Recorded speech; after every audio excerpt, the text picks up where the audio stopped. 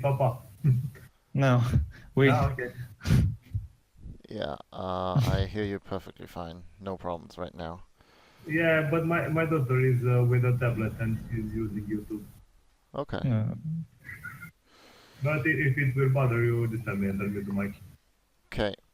Um, I think today we're going to start by looking at GTO preflop a bit, like not totally in depth, but we'll try and cover it kind of quickly.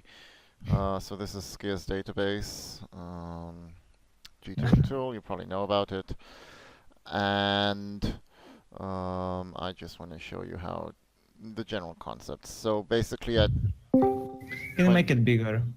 I'll make it bigger, but you should also see it very clearly in the video, so it shouldn't Yeah, be true. too big of an issue.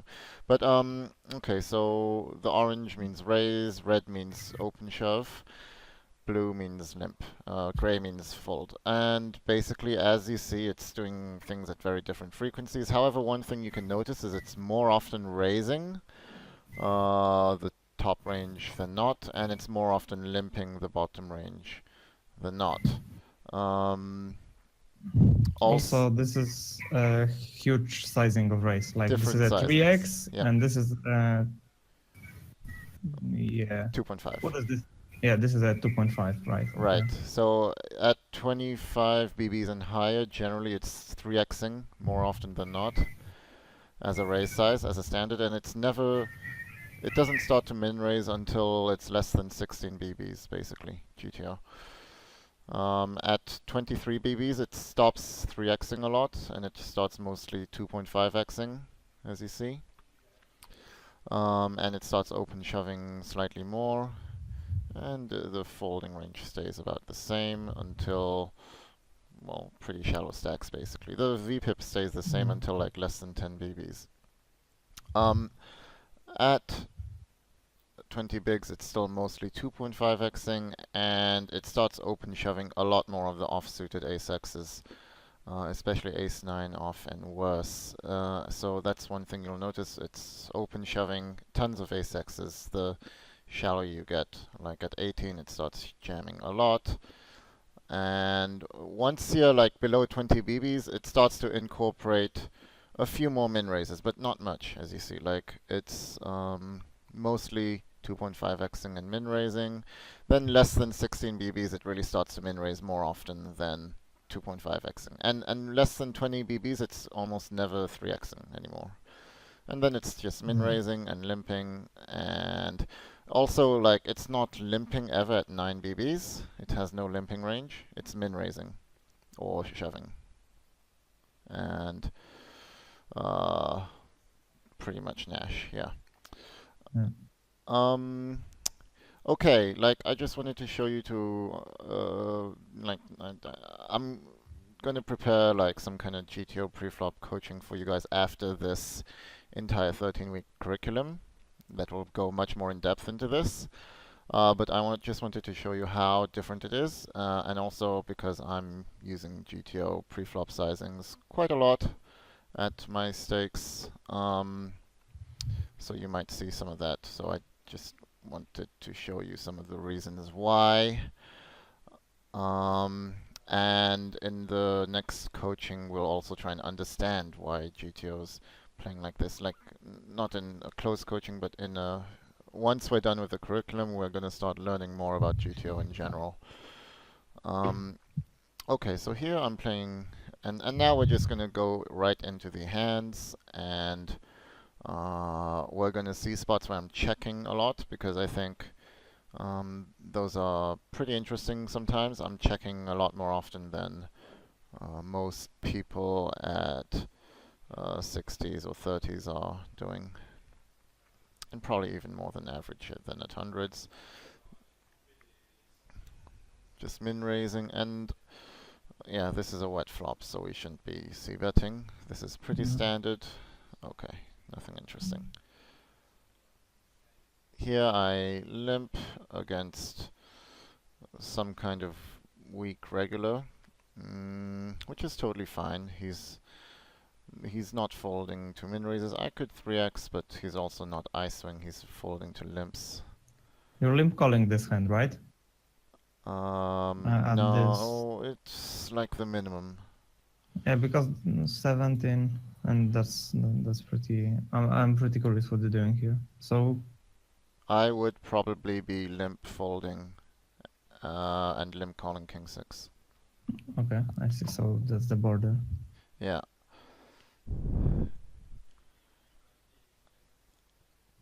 And like I'm checking with the bottom pair because I don't see so much fold equity and I can still check call at least once basically. And with my hand I tend to just go to showdown. He bets once and I wouldn't be surprised to see myself fold. I did call. Maybe he gives up with some draws or I can hit a king. And I'm just potting it. Okay, I don't know if it's the best, but like I can definitely represent a king a lot. Yeah, I think it's okay. Okay, here, so you see against fishes I'm raising bigger sizings with my top of the range, as I said. So 9s plus. In the previous spot, do you expect him to call like, because like some like queen 10 like get there, also flash draw get there? Do you expect him to call like with what kind of range? Because Jack X most of the time he's betting on the flop, right? Right, but I've just played against this guy like a lot, and he's like a mega calling station. So I just remember that he's pretty unsolid, basically. And when I bet, like I wouldn't, like he finds a lot of excuses to call. So this is a lot of dynamics and not necessarily like range versus range play. To be honest, I'm not hating this. I could imagine a weak rec calling here with Jack or even 9, because yes, this is a king. He can turn into a bluff. Everything, blah blah blah. I feel like they are trying to find every reason to call in such spots. So, for me, that's fine. Yeah, I mean, I don't think checking or betting are a mistake. So again, against a fish, raising bigger, and probably the best hand to check. I would almost never be betting this hand. When you have a pocket pair that is one card lower than the top card, that is like generally the perfect hand to be checking. Like always check. And easy check call. And we can just check. And like if he bets big, I might have folded. And now I can just go to showdown, and he shoves, and I can fold. Pretty simple. Okay, this guy is one of the Italian smart spinners who moved to Malta. So I can have a limping range sometimes. Especially if I think he might be I-swing, and like I like to have some suited mediocre aces. I was planning on limp shoving, obviously. And with my backdoors, I can easily check call because he float bets. I can improve to a gut shot or a flush draw on the turn. And I still have ace high, so I'm still going to have showdown value at all points. And like in his perceived range, when I'm checking here, I've got some showdown value. I've got like a 10 or a weak king. And so he won't be so happy to barrel off. So I limp call as planned. And then I was gonna fold on that turn, but we just go to showdown. And I win. Here I'm limping against a random. And I definitely could bet. I could definitely also go for the delay. This is also a hand I can easily check call, obviously. It's pretty close. So what I like to do here is like I like to try and think about what my fold equity would be, and so, you know, generally randoms they ISO, a pretty tight range. How do we do this? They ISO like mostly the top of their range, so is there a way to inverse this? Yeah. So like they're probably left with, I don't know, something kind of similar to this. I'll just assume like that. And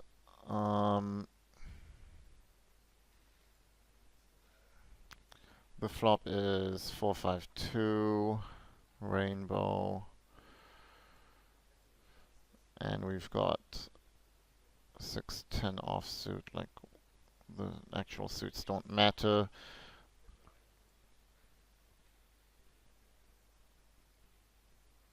But like if we assume that he's calling most king highs and gut shots and backdoors and pairs, like okay, we have almost, yeah, we have basically zero fold equity. So that's why I decided not to bet, probably because we have almost, we have zero fold equity if we put it in like this exactly. But you know, at best we have like 20% at best. So yeah, I like to take a lower variance option against fishes a lot. And now I can easily start to represent this card by just betting. And if he calls, like, it's not so good because he might have a king, but probably I'm still barreling, just hoping he doesn't have a king. Just betting like half pot should be enough to fold out any of the weak pairs, or like gut shots or draws, so there's no reason to go bigger than half pot here.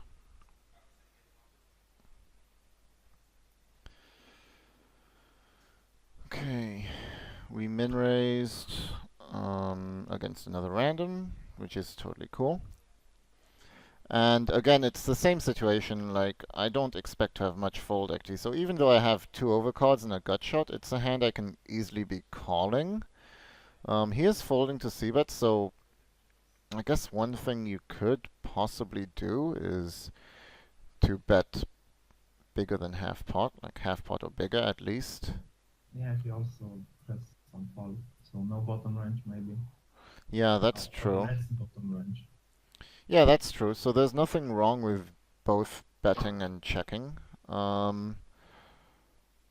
But again, like, I like to keep pots small, and like, if the EV of betting and checking are probably about the same, like, better to lower the variance from this position, basically.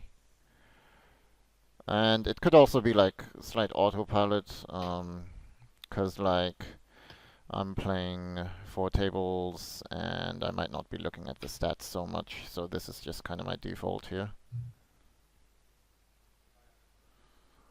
And we've got a pretty good hand to donk bluff, to be honest, but I'm playing it passive. But now we can just bet on the river. Do you donk versus fishes like this in this spot? Like ever? Yeah, I for can't hear sure. him at all. What did he say? Sorry? I can't hear Goldbet at all. Oh yeah, sorry, because I forgot I put my mic away. I was talking about if XPT is donking here, like versus fishes. Because I rarely find spots to donk as a bluff versus fishes, but maybe I should. So that's why I'm asking. If I feel like I've got the fold equity, I'm definitely donking, yeah. I see, okay. And for sure, this is a good hand to donk with, one of the best. And I think I have fold equity, so this is definitely a good spot to be donking. And I'm also not you're donking donking. that much either. I'm donking what? I'm not donking much. Yeah, but you're donking here like 6-4, for example, as well, like some 5x's. Donking 5s, probably not 6-4. And it's also, it wouldn't be at a high frequency. Like even against fishes, I can, like, because I understand GTO, I can apply some concepts from GTO even when I'm playing against fishes.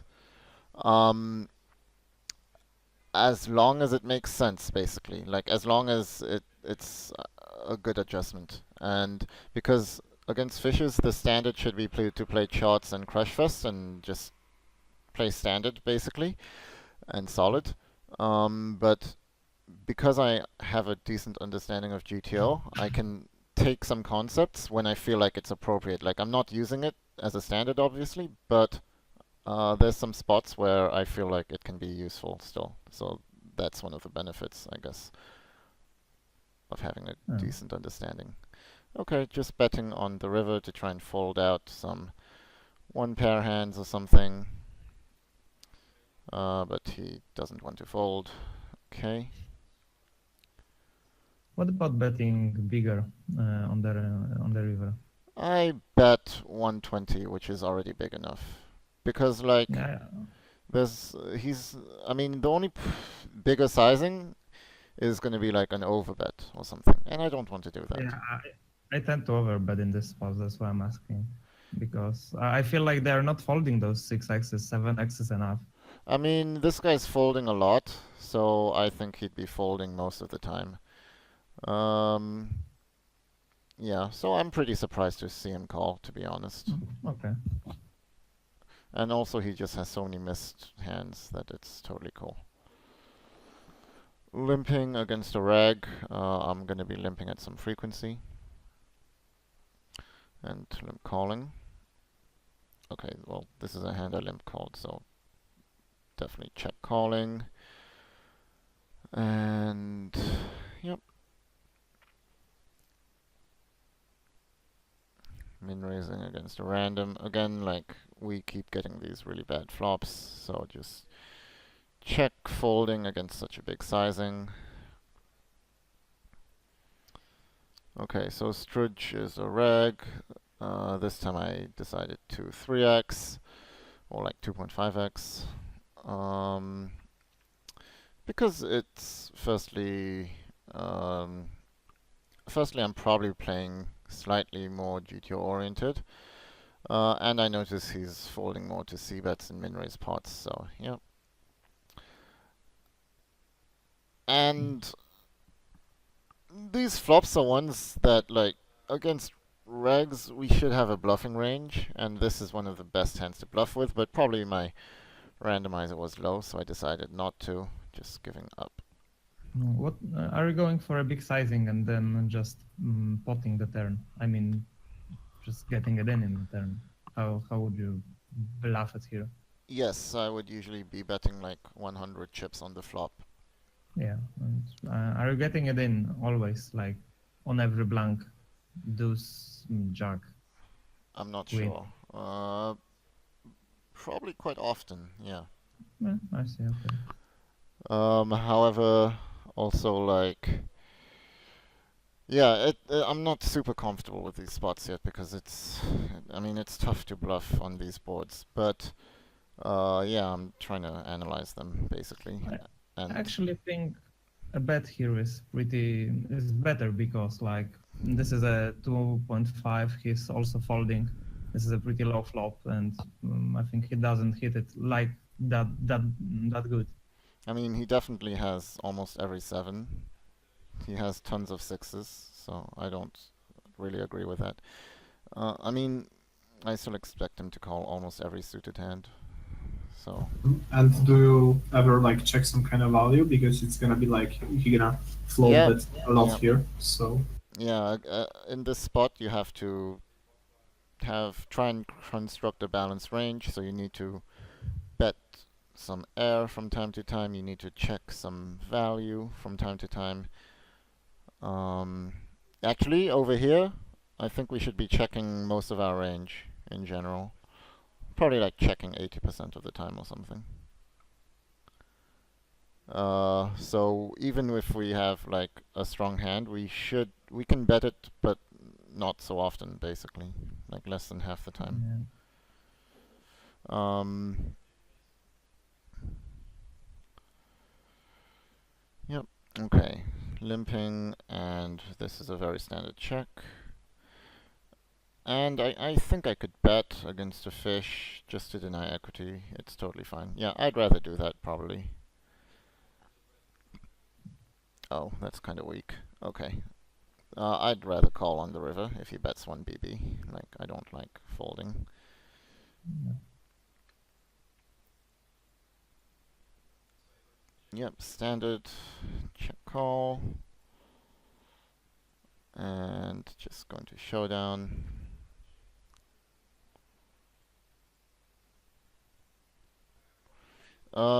Here, yeah, it's a pretty standard check against a random, like mid pairs should basically just always be checked against fishes to let them float bet. Now we call, and I decide to donk on the turn. Okay, basically what's happening here is when he bets the min bet, I don't expect him to be doing it with a 10 very often. So that's why I'm donking on the turn, so that, because I don't know if he's going to barrel all the time on the 7, and if he does, he might just barrel pot, and I don't want to call against pot. So I decide to create my own sizing, and I'm just donking to like make the pot simpler to play and get value from worse 8s and straight draws and flush draws and worse pairs basically. And that's a good river, so now I just I don't know what he has, but I'm trying to get value, so I just bet a decent size, and he folds. If I didn't hit the queen, but it was some like random card, I'd probably be betting small on the river.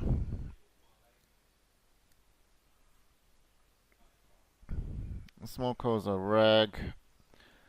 Definitely I could like raise a bigger sizing, but I'm gonna be limping at some frequencies. I can easily limp call against his ISO. So that's what I do. Do you consider limp shoving? Not really. Because like I don't know if his stats are against me only. I mean, actually, yeah, definitely I do consider limp shoving, but probably I've already been limp shoving against him. Yeah, that's okay, I think. That just ask because. And also, like, just for info, like GTO is almost never limp shoving from this position. So when you see people limp shoving a lot, that's very exploitable. And it means that you can basically ISO just your top range and call a lot.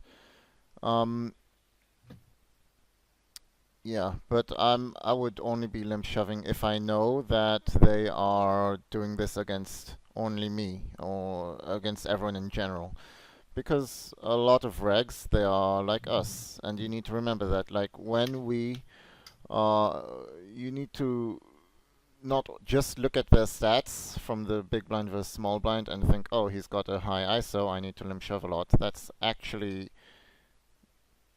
not always true. Like, sometimes it's true if they do it as a standard against everybody, or if they just do it against you because they see your limp folding a lot or something. But a lot of regs are just playing a standard strategy against everybody, or GTO against everybody, and or whatever, and they're playing the same against everyone. And if they're playing the same against everyone and they have a high ISO, you can play like that. But a lot of regs are also playing very much like us. They're playing a very exploitable strategy against fishes and very balanced against regs. And this guy's not such a bad reg, and so I'm not sure yet if he's doing it against just me or everyone. And so you need to find that info out. That's not something that's easy to find out. You need to play a lot with that player, and you need to see showdowns, you need to see what they're doing it with and their frequencies, and it takes a lot of hands to find that out, and certainly this sample is nowhere near big enough for me to know. So until I know that he's ISOing a very wide range, it's much better to limp call. And I can check raise because it's a king high board. I've got some backdoors, so that's why I decided to do it. And I hit my 4, so I can just check. He bets small, I can call, and just folding on the river.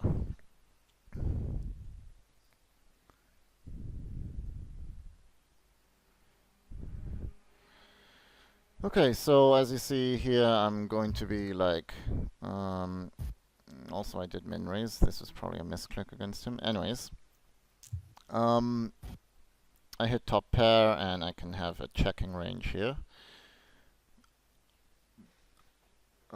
Because I know I should be checking most of the time and he should be betting quite a lot, and like I can easily delay or check call. I have a lot of options if he bets basically. I can check raise or check call. Now just going for the delay for value. I'm not sure what the best size is, but I probably want to keep in his draws or high cards. And just checking. Okay.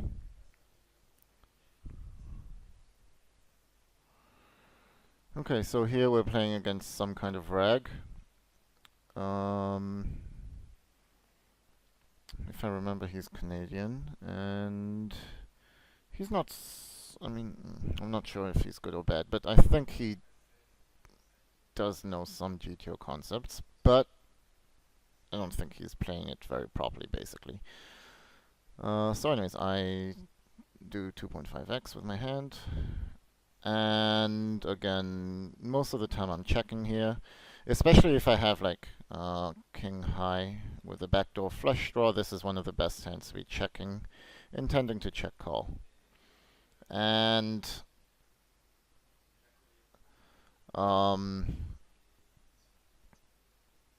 against a lot of weak players, I'd be betting.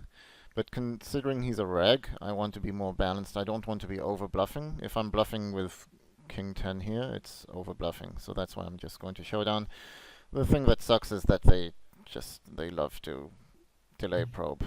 So you have to check fold. But yeah, you need to have a check folding range on the turn against some regs. Like, that's the thing you need to remember about GTO. It's like it's got a different part of the ranges to do everything. So I can check raise. I should have a range I can check raise. I should have a range I could check call. I could have a range I could bet.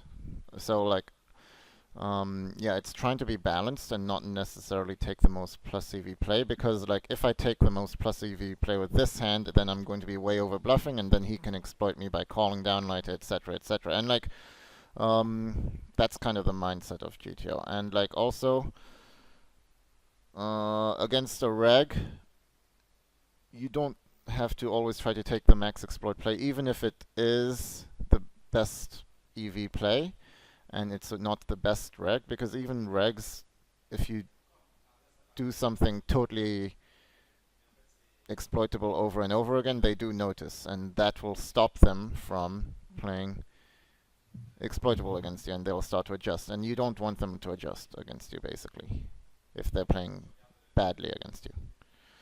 Small call, limping. I think I did limp shove against him a bit. Maybe only once. Okay. Anyways, I think this is a hand I can start by check folding. It's totally fine. Like, I can bet sometimes, but he's not folding. I can check call with some better hands. This doesn't have any backdoors, really. It doesn't have showdown value. So this is one of the best hands I can be check folding if I check. So yeah. Okay, again, top of the range against a random, so I'm going to be raising bigger. And this is one of the best hands I can check on the flop, obviously. Like, it's a high card, and it's a high pair, but it's not the top pair, so we can easily call at least once, possibly twice, definitely twice. And I really do not see any value. And I would like to see myself fold, because like he's representing nothing or any hand that beats me. Like, he could definitely be betting a 3, a king, an ace like this. I'm only splitting with 10s. I would like to see myself fold. Nice. Yeah. And yeah, make sure to ask questions. you've been doing that, so that's good. But we're a small group. Okay, it's pretty standard. Check here, check calling. Do you bet sometimes with the lowest pairs? Like I mean, deuce to sixes on such a dry board to just deny equity. I think yes. Yeah, like maybe. I'm not sure exactly the frequencies, but against like fishes, I do like to bet, but definitely not always. Maybe like half the time, I don't mind betting. Yeah, it's probably a good idea. Yeah, I'm talking about versus fishes, obviously. Mhm. It's not better to bet here with much better kicker than 8. It's always better to bet with a better kicker than not. Yeah, that's Yeah, that's a good point. Probably with a king high, I'd be betting like king 4, I'd be betting over 70% of the time, or most of the time even, yeah. But with like the weaker kickers, I'm betting less often, like maybe 20% of the time, and then like with this, it's like 40 something. So yeah, kicker definitely plays a role, because like if you have a better kicker, they just call with a worse 4 or 3, and then it just goes to showdown, and that's always a good thing, and you do deny equity. So yeah, kicker definitely is important. With here it's pretty close. I don't mind checking at all. Like I think it's totally fine. And I'm just going to showdown with my hand. Okay. Aaron Wilson, one of the best players. Yep, standard raise sizing. This guy is not overfolding to this sizing, so anyways, whatever. And this is a very good hand to be checking for sure. I don't expect so much fold equity.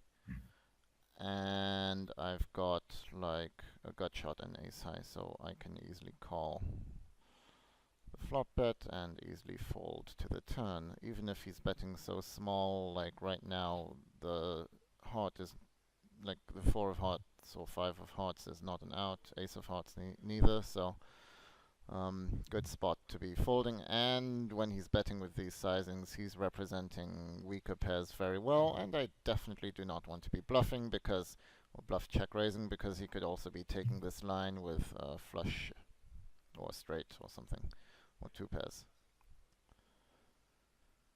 Aaron Wilson. Same sizing, pretty standard. And again, I think this is a pretty standard check.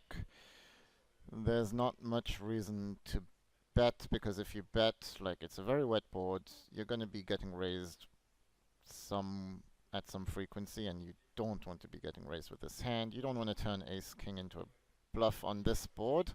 On some boards, you don't mind betting for value, but here I don't see much value.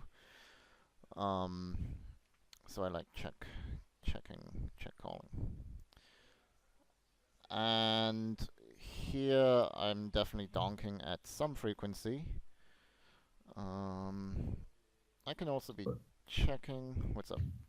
What sizing would you choose to dunk? Okay, so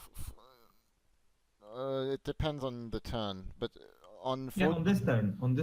Okay, yeah, but I'm talking about general donking sizings right now. So on 4 to straight turns, you donk bigger sizes on generally. So like a bit bigger than half pot is the standard sizing. On if your heads up big blind against heads up small blind, and it's 4 to straight, a bit bigger than half pot. If you're not 4 to a straight, with the entire range, by the way, it's half pot. And then if it's not a 4 to a straight, but it is still a turn you can donk, such as a low card on, like, I don't know, it's like the board comes king 5-3, you check call, and the turn is like a 2. So I mean, it does complete a straight, but it's a lot less likely, and there's still a king, and on those you tend to bet smaller. So 1/3 of the pot or something. But in this spot, like you're donking only streets. Like what else, right? Because you don't have like random hands here. I can turn a 9 into a bluff. Okay. Like, what the basic principle is, you donk with the top of your range sometimes, and you can also donk sometimes with some 2 pairs for sure, like the best ones, and planning on checking those on the river. Maybe check calling, I think, and you donk the bottom part of your range, and the bottom part of your range would be a 9 in this situation, or possibly like ace high with a back door. Yeah, like maybe that. But like 9x or worse would be the hands you'd be donking and checking all 10s and better. And again, remember, when it comes to donking, like, you shouldn't do it always. You should be checking this from time to time. You should be checking some 9s. You should be checking some hands. You should be donking some 2 pairs, like, and the frequency of donking shouldn't be high for sure. It should be like less than 50%.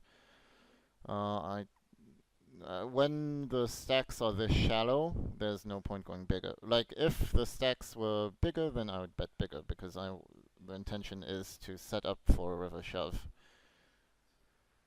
Just jamming. Okay. Yeah, I'm never checking this hand. I might be checking an 8, intending to check call. I might be checking some full houses, maybe. I don't know. Okay. Here, Donny1, again, very good player. Limping, because I don't want to over-raise. Although I do see that we should be min-raising most of the time, or raising most of the time. Okay. And I should be betting most of the time, but I guess my randomizer was just super, super low, and I'm like, alright, I'm gonna check call if my randomizer is super low. Against, like, these guys I consider very good players. I'm trying to play more GTO in general. And so now, probably betting, yeah. Because I've got a draw, and I've got very good equity. I don't have so much showdown value, like, I don't want to lose to king high or something. So I really think we should be delaying, and we hit. And What do you play by pot on the turn? Like, do you?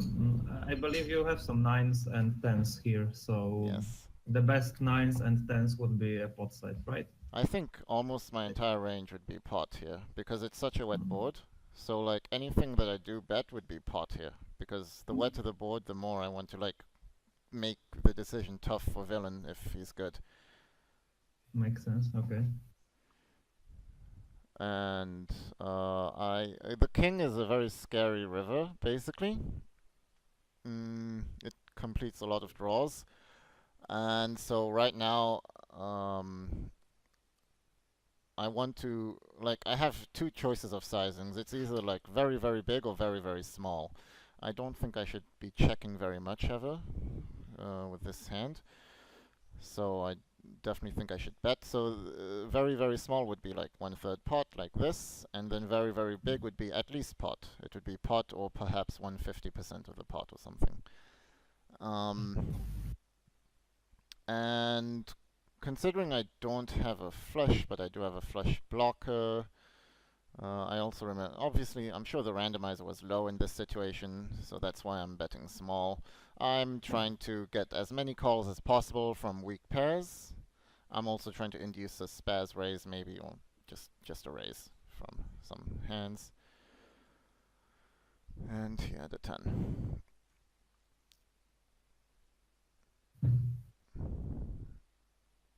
He's like, Donny1's also playing kind of GTO, or trying to at least. Okay, King 6 against Aragoth. This guy's a reg. I don't think he's particularly strong. He's overfolding to my raises if I'm raising big sizing, it looks like. So I would like to raise a bigger sizing with this hand for sure. And on this board, I'm generally betting small with most of my range. It sucks that he's not folding though. And because he's not folding a lot, I can deviate quite a lot from GTO. And I can just check, because he's not float betting either. So yeah, this is a perfect villain to adjust to and like check a lot wider. And there's no point in betting. Like, I would most of the time be delay betting. But here I decide to probably check the hand down. I wouldn't be surprised. Okay, 1 BB is a very good sizing. You see, you can also play very exploitable against regs. All I'm trying to do is get to showdown, obviously, and I don't think he's going to bluff raise me nearly enough. So, yeah, that's how it's done. That's a solid value bet, I feel. I think. Yeah. Yeah, it's something you can try from time to time if you don't want to get bluffed on the river. But obviously that's totally exploitable. But against like a weak reg, doesn't mean you need to play GTO. So here again, like, GTO is folding this hand always, but because this guy is not I-swing much, he's not float betting, like, I know I can see a turn, so I'm just gonna widen my playing range. Although maybe it's a bit too wide. Maybe I'd rather like play like 4x's and not jack 2, but whatever. Anyways, what's I up? guess it could be fault with this sample here. Yeah, I agree. And we could play like, yeah, like you said, maybe even only this or like this line. Exactly. Yep. So check, standard. We hit a 2 pair, and now we just try to get value. One thing Do you you could. pot here? Do I bet here? Do you pot here? Probably it's a good spot to do it. Yeah. Because it's not for like balance reasons though. Here I would pot for exploitable reasons. Like against anyone, I was potting because I was potting with most of my range. Here I Yeah, would that's be potting just because if he's calling, he is going to call, and if he's folding, he's going to fold. The sizing isn't so important, so his range is pretty inelastic. And so if I was bluffing, I would definitely not be potting, that's for sure. But here I've got value, so I don't mind potting. Yeah, exactly. And also another thing you could look at is what is his float bet on the turn, and it's actually 50 and 67%. So it might be interesting to sometimes check here. Either check raising or check calling. Not sure which is best. Probably I could use a randomizer for that. And yeah, definitely checking against his delay float percentage is very interesting. However, I probably didn't look at that HUD in game. And I don't know what he has, so I'm probably just gonna bet twice. Yeah, just pot it because he doesn't have a better hand. No, he has a weaker jack, exactly. And like when you pot a lot of weak regs, as I said, they love to call. Just because like you're repping an ace, which doesn't really play like that, or maybe king 10. So you're repping a narrow range, and they love to find excuses to call. So you can just kind of polarize your range and get value. Here, I'm min raising against a random. This is a very good hand to be checking against, even against a random. Like a lot of times against a random, I can bet here. However, like when I've got the backdoor straight draw, when I've got ace high, I like to check against almost everyone, I think. And now I can probably, definitely I can delay against a random. Again, there's no reason to turn the hand into a bluff. And check call up to half pot or bigger on the flop. I would check call up to 50, yeah, maybe 60 even, because like we've got so many good backdoors. So I like calling even up to 60. I I could delay for sure. I decided not to, which is I can do that sometimes. Yeah. Would you What's up? would you delay here for value or for bluff? Like Right, it's for bluff against a fish. Like it's just you delay to try and fold them out of whatever draws, or probably both, to be honest. Which is why Yeah, you because- should never do it against a reg. Like Yeah, against a because- reg, I'm always checking because like this is totally like over bluffing if you're doing this. But and it's turning your value into a bluff. But against a fish, you can do it just because it's plus EV. Yeah, it doesn't matter. Like we don't have to be balanced here. Right, exactly. Against fishes, I'm definitely not trying to be balanced. Against weak regs, neither.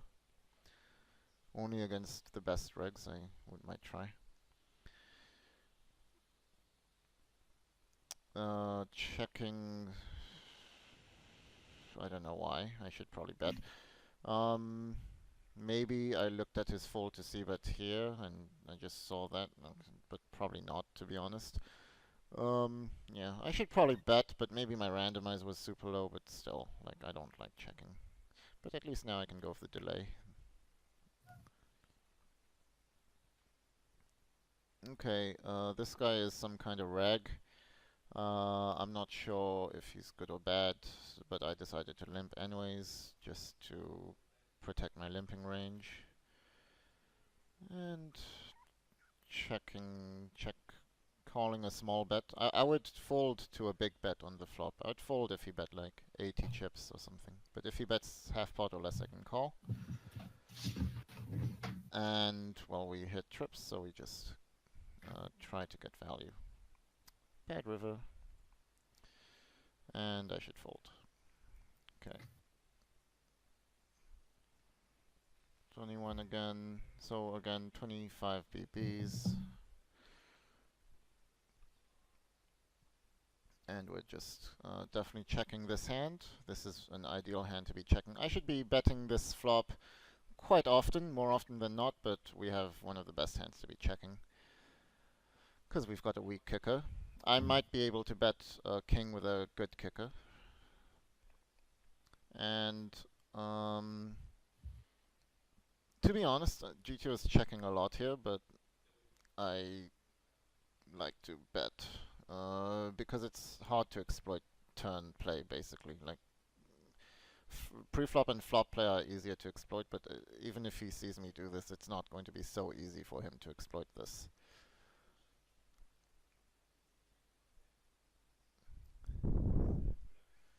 Yep, raising. And this is a spot where I'm checking because I have too much fold equity against a fish. Against a reg, I might bet quite often just to be balanced, but against a fish, I'm checking a ton, just because I want him to hit something and see a turn. And probably that's a good turn. He's not folding too many flush draws, a 9, so definitely betting on the bigger size.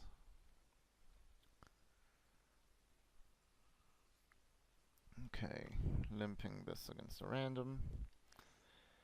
Yeah, I like checking.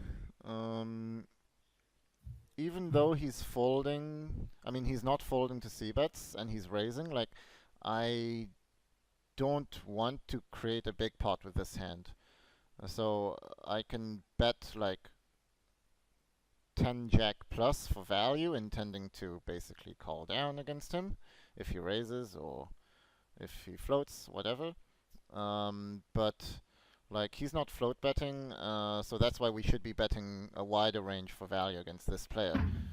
But considering how bad my kicker is, I don't want to turn it into a bluff. I'm totally fine checking. Probably checking again. Okay, I can bet just to get value from jacks, maybe, or some diamonds. It's pretty close between betting and checking. And yeah, showdown for sure. Nice to meet. This guy is playing 500s quite often. And he is very, very good in GTO. Like, he knows more about GTO than me, for sure. But anyways, I'm raising. I think it's fine. Yep. And that's a very bad flop.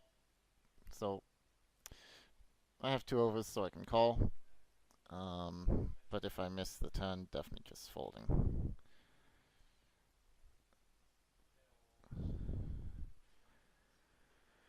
Here we min raise against a random. And these are the types of flops that I like checking with my hand, like ace high, king high, plus a backdoor flush draw. Those are always like good hands to be checking, intending to check call, even against randoms. Because like when you're betting here, all you're doing is you're just isolating yourself against Jack, 7, some draws. I mean, some people might float, but you don't want to be floated with this hand. So you're basically putting yourself in tougher situations when you start betting these type of hands on the flop. This is why I like to check with backdoor flush draws, especially if they have a good kicker, because this still has some showdown value if it goes to the river. Here, there's really 2 ways to play this, but I again like to check call a lot. I probably did it. No, I bet small. Okay, so like against regs, I'm more likely check calling because I still have showdown value. I can easily check call. Like I want to have some hands in my check calling range. So most of the time, I'd think I'm check calling, but I decided to bet, probably because it's just a fish. Just try to fold him off like random hands. Maybe even get a value from a 9 or 10 sometimes.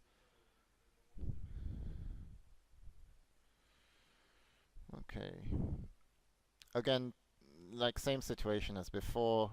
Backdoor flush draw plus ace high. Ideal hand to be checking. And ace high, I don't see the point of turning into a bluff much. So I just call the min bet on the turn, and we win against his straight draw. Shrat. Yeah, this is a pretty standard limp. And basically, the better my kicker is for the king, the more I'll be betting for value. But here I've got a backdoor straight draw along with my king high. It's a good hand to be checking. I can call at least 1 bet. Oh, I folded. Okay, I should call. Because I expect him to bet a lot. I can improve in some ways. So yeah, this should be a call against a solid player. Against a fish, if you check, you can definitely check fold. But like against a reg, you should be check calling, and against a fish, you should just be c-betting the flop. Moron gun, this guy is okay, kind of. One thing though is he is never folding to like these 3x sizings, so I should really note that, and I should start, especially like with the sample now, like we have more sample now, I think. Okay. Yeah. Now it's 0 out of 4. So like basically he's not like fold. Oh, sorry. I did not see what he had. Anyways, he's not folding to like 3x's, so I should definitely do a more value-oriented range with these sizings. So that's, you know, once you see these stats, you see how they are exploitable, and then you adjust in that way. And this is a hand that I'm usually checking because I got the backdoor straight draw, backdoor flush draw, ace high, 2 overs. Like, if I had ace king, I might bet just to deny equity, and for semi-value, I can still hit an ace or a king. But with ace 10 or ace 8, something like that, I prefer to check. And just, yeah, okay. So basically, if you block a potential draw, you prefer the check, right? Something like that. Yeah, like, it's not really about... I mean, the blockers come into small effect. It does matter a bit. I think the more important thing is how much showdown value I have and the backdoors I have. So it's more about my potential yeah, I should say playability. backdoor, not a blocker. Yeah, a backdoor. The blockers do slightly matter, but it's not as important as the backdoors and the showdown value. I called because like he's betting so small, even though it's only because I'm almost getting odds to hit my 2 over cards or something. And perhaps if a jack or 8 comes, I might be able to bluff from time to time. And just, yeah, and that's the thing. When people bet small, they very often have some kind of hand that is weak showdown, but just still wants to get some value from exactly what I had. So again, weak players, so we raise bigger. Checking this flop, it's very connected, so good idea to check. And if they c-bet, I'm not calling. Like, I'm just playing solid, and no point continuing against a random. Against a reg, I might call, because like they have more bluffs, and we can improve in a lot of ways. We can improve with a straight draw or hitting a pair. Yeah, but queen 8-5 you're c-betting, right? Queen what? Queen 8-5. Probably not, no. But queen 7-5, probably yes. Okay.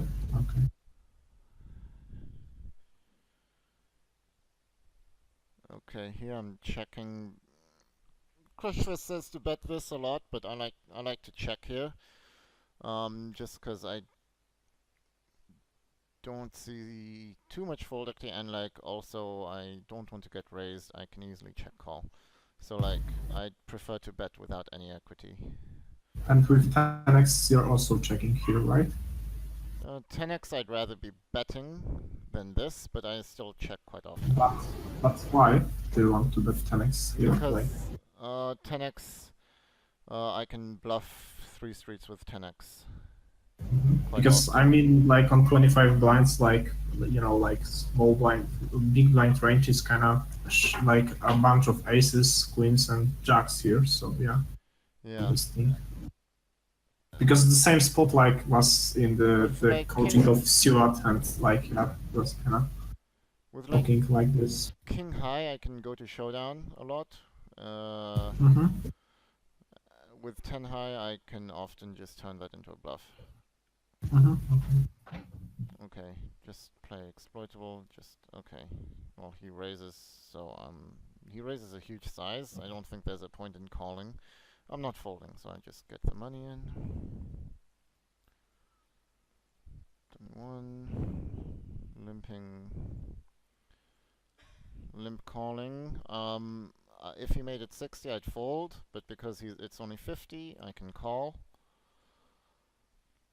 And that's a decent flop. He checks, so now I can basically bet and barrel. Yeah, bigger sizing. We've got a gut shot, so we should be probing.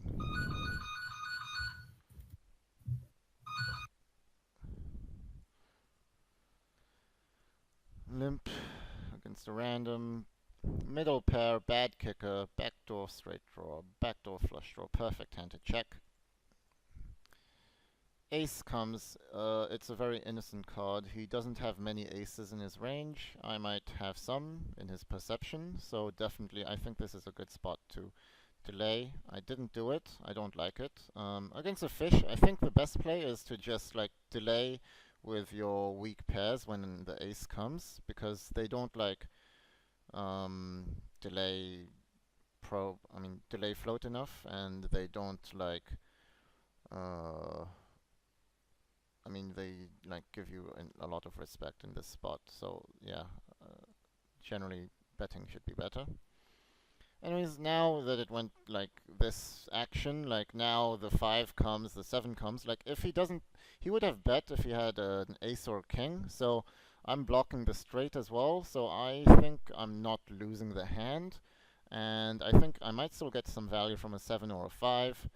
We're splitting with an 8, so this is a good spot to be putting in a nit or value bet on the river.